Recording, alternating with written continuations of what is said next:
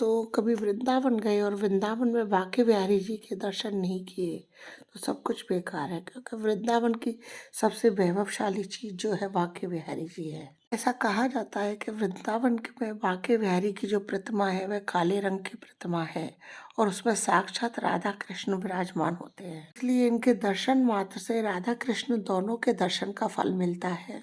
बांके बिहारी के प्रकट होने के पीछे की बहुत ही एक प्राचीन और प्राकट्य कथा है, आइए उसे जानते हैं। बांके बिहारी जी के मंदिर में मार्गशीर्ष माह के शुक्ल पक्ष की पंचमी तिथि को जो है बांके बिहारी जी का प्राकट्य दिवस मनाया जाता है।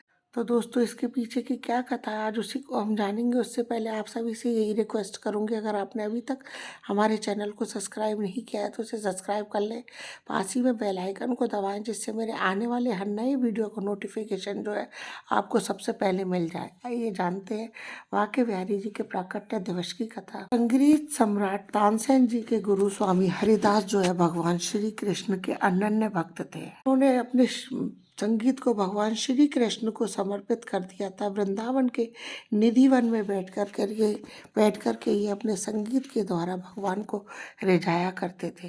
उनके भजन में लीन होकर जब स्वामी हरिदास जी गाने बैठते थे तो वह भगवान के भजन में ही लीन हो जाते थे। इन पर रीझ करके भगवान श्री कृष्ण जो है स्वामी हरिदास जी के सामने आ जाया करते थे।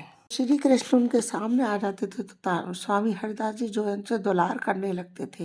एक दिन उनके शिष्य ने अपने गुरु जी से कहा, गुरु जी आप अकेले ही जो है भगवान श्री कृष्ण को लड़ाते, उनके दर्शन करते, कभी उनके दर्शन हमें भी कराइए। फिर उस दिन जो है स्वामी हरिदास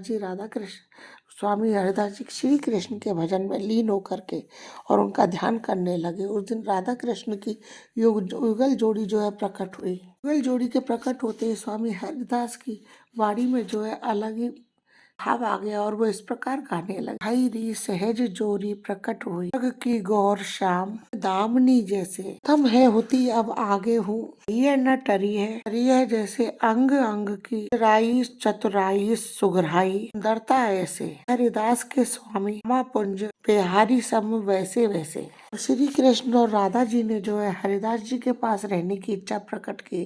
तब हरिदास जी ने कहा कि प्रभु मैं तो संत हूँ, आपको तो लंगोट पहना दूंगा पर माता को नित्य आभूषण और वस्त्र कहाँ से लाऊंगा। की बात सुन करके भगवान मुस्कुराए और राधा कृष्ण की युगल जोड़ी एकाकार होकर के एक विग्रह के रूप में प्रकट हुई। स्वामी हरिदास जी ने इस विग्रह को श्री बांके बिहारी का नाम दिया। बांके बिहारी के मंदिर में इसी विग्रह के दर्शन होते हैं और बांके बिहारी के इस विग्रह में राधा और कृष्ण दोनों समाये हुए हैं। तो भी भगवान श्री कृष्ण के इस विग्रह के दर्शन करता है उसकी सभी मनोकामनाएं पूर्ण होती हैं। भगवान श्री कृष्ण अपने सभी भक्तों के कष्टों को हर लेते हैं। तो ये थी बांके बिहारी के प्रकट होने की कथा। वीडियो अच्छा लगे तो लाइक शेयर कीजिए, चैनल को सब्सक्राइब कीजिए। हिंदू धर्म रीति रिवाज कथा कहानी जानने के लिए चैनल पर बने रहने के लिए बहुत बहुत धन्यवाद। जय श्री कृष्णा दोस्तों, राधे राधे।